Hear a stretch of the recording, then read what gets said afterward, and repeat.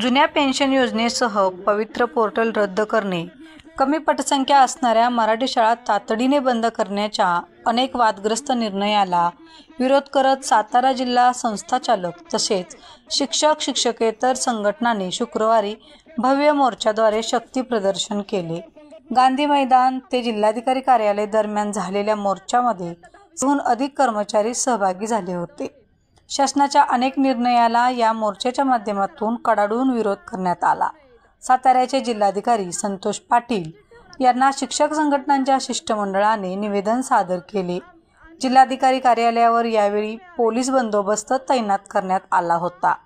गेल्या 10 दिवसांमध्ये शासकीय, निमशासकीय, अंगणवाडी ताई तसेच पोस्ट कर्मचारी, वीज वितरण विभाग तसेच शिक्षक शिक्षकेतर अन्य संघटनांचा केंद्र व राज्य शासनाच्या प्रलंबित मागण्यांच्या संदर्भात असलेले उदासीन धोरण याविषयी सार्वत्रिक संताप व्यक्त होत आहे।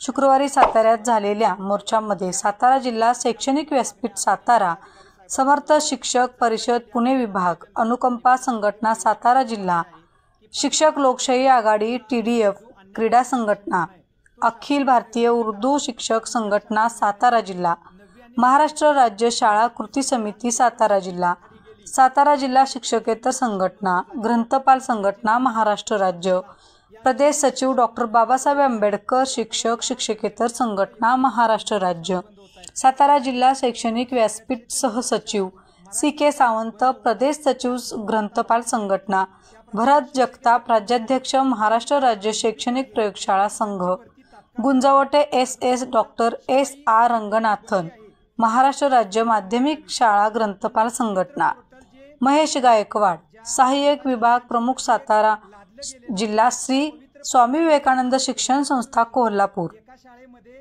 अनिल माने अध्यक्ष महाराष्ट्र राज्य शिक्षकेतर महामंडळ, सचिन नलावडे उपाध्यक्ष महाराष्ट्र राज्य मुख्याध्यापक महामंडळ, अशोकराव थोरात अध्यक्ष सातारा जिल्हा संस्थाचालक संघ अशा विविध 36हून अधिक संघटनांचे सलग सहभागी झाले होते। सकाळी 11:15 वाजता गांधी मैदान सातारा येथून मोर्चाला सुरुवात झाली।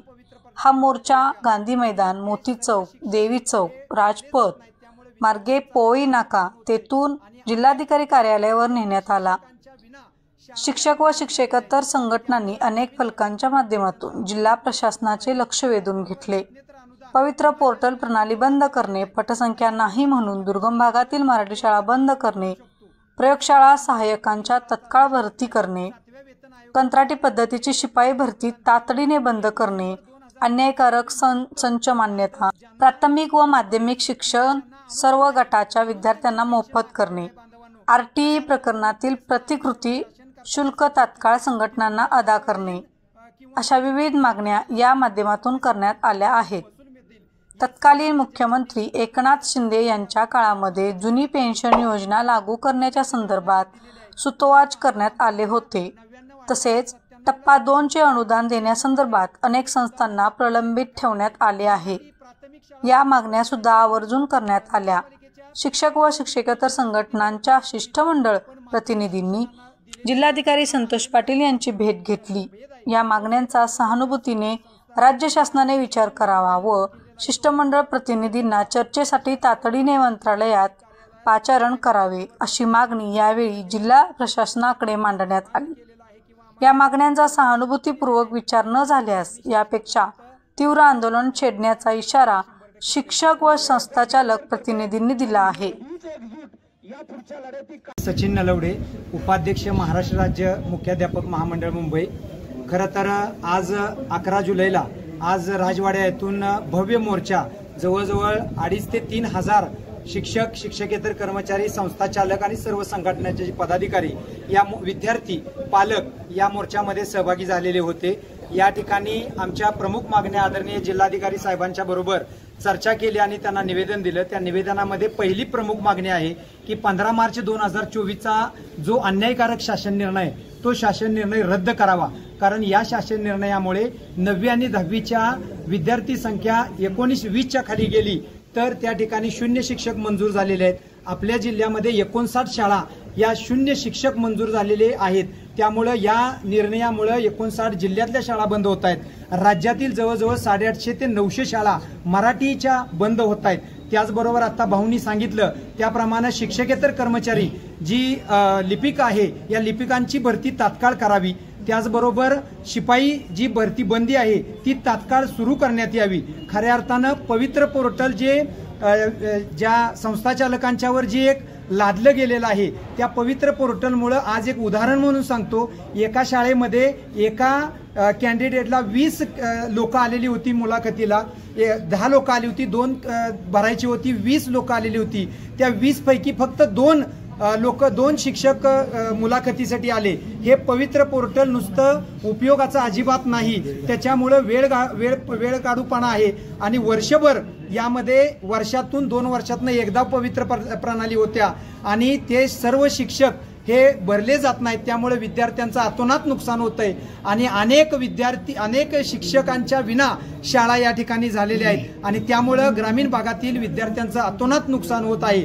त्याचबरोबर वेतनेतर अनुदान माझ्या शाळेला 9,000 आलेलं आहे. आता या 9,000मध्ये शाळेचं कोणतं काम आम्ही करू शकतो? या 9,000मध्ये कोणतीही शाळा चालवू शकत नाही. 7व्या वेतन आयोगानुसार हे वेतनेतर अनुदान द्यावं. 1 नोव्हेंबर 2005 पूर्वी नियुक्त बांधव ज्यांना टप्पा नाही किंवा ज्यांना अनुदान नाही म्हणून त्यांची पेन्शन नाकारलेली आहे. बांधवांनो, खऱ्या अर्थानं मी प्रेसला आणि सर्व शासनकर्त्यांना सांगू इच्छितो की तुमच्या मंत्रालयीन किंवा या जिल्हाधिकारी कार्यालयातील किंवा पंचायत समिती कार्यालयातील महसूल मधील या सर्वांना ज्यांच्या नेमणुका 2005 पूर्वी फक्त जाहिरात आहे त्यांना जुनी पेन्शन योजना दिलेली आहे. परंतु आम्हा बांधवांना 99, 98, 97ला नेमणुका आहेत तरी सुद्धा त्यांना पेन्शन नाकारलेले आहे. मराठी प्राथमिक शाळा जिल्हा परिषदेच्या आणि नगरपालिकेच्या शिक्षकांना जुनी पेन्शन योजना दिलेली आहे 5 पूर्वीच्या, पण माध्यमिक शिक्षकांना दिलेली नाही. हा माध्यमिक आणि प्राथमिक जो भेद आहे तो भेद अखंड ह्या संस्था या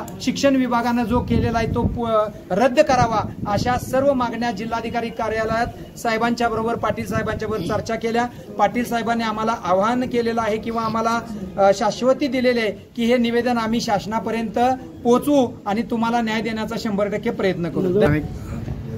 सातारा जिल्ह्यामधील सर्व शिक्षक क्षेत्रामध्ये काम करणाऱ्या ज्या संघटना आहेत त्याच्यामध्ये त्याच्यामध्ये शिक्षण संस्था संघ आहे, मुख्याध्यापक संघ आहे, इतर कर्मचारी संघ आहे. या सर्वांच्या वतीनं आज या ठिकाणी जिल्हाधिकारी कार्यालयावर मोर्चा काढला. त्याच्यामध्ये पहिली आणि प्रमुख मागणी आमची अशी आहे की विद्यार्थी व पालक हितासाठी शिक्षण क्षेत्रात निर्माण झालेल्या सगळ्या समस्या सरकारने प्राधान्यानं सोडवल्या पाहिजेत. सरकारने आपल्या सकल उत्पन्नाच्या 6% खर्च जर केला तर या सगळ्या समस्या सुटू शकतात असं आम्ही सरकार दरबारी सातत्यानं सांगतोय.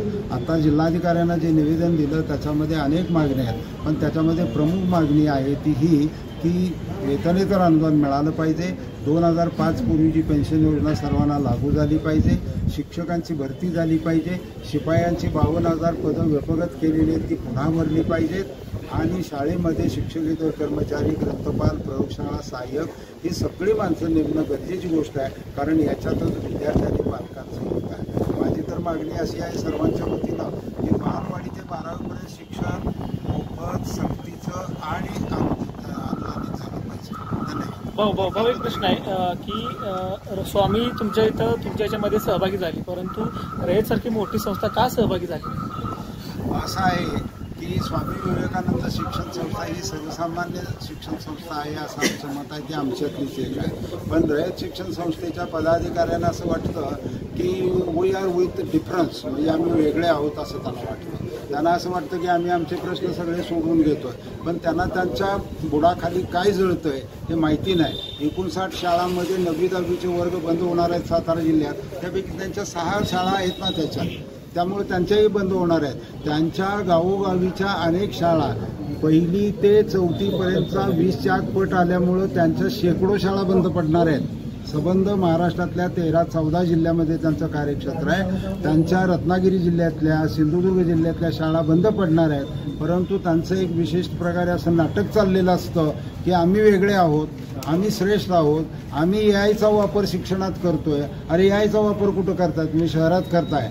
दोंडेवाडीच्या शाळात कुठं एआयचा वापर होऊ शकतो? तिथं विद्यार्थीच नाही आहेत. विद्यार्थी तुमचे कमी होत चालले याची झळ त्यांना बसते, परंतु त्यांना वेगळ्या पद्धतीनं स्वतःला काहीतरी समजतात आणि त्याचा परिणाम असा झालेला आहे ते दाखवत नाहीत बाहेर, परंतु हे आज न उद्या त्यांना आमच्यात सहभागी होण्याशिवाय पर्याय नाही.